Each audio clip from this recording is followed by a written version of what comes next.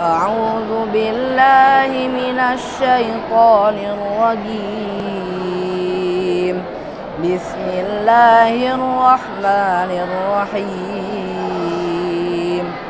فمن خاف من موص جنفا أو إثما فأصلح بينهم فلا إثم عليه، إن الله غفور رحيم.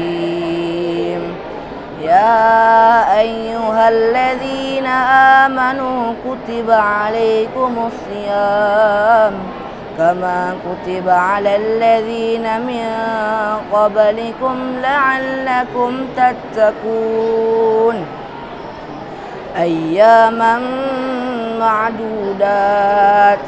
فمن كان منكم مريضا أو على سفر فعدة من أيام أخر، وعلى الذين يطيقونه فدية طعام مسكين، فمن تطوع خيرا فهو خير له، وأن تصوموا خير لكم إن كنتم تعلمون.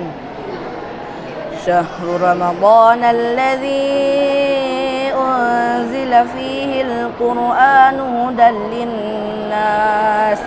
هدى للناس وبينات من الهدى والفرقان، فمن شهد منكم الشهر فليصم، ومن كان مريضا أو على سفر فعدة من أيام أخر، يريد الله بكم اليسر ولا يريد بكم العسر، ولتكملوا العدة ولتكبروا الله على ما هداكم ولعلكم تشكرون.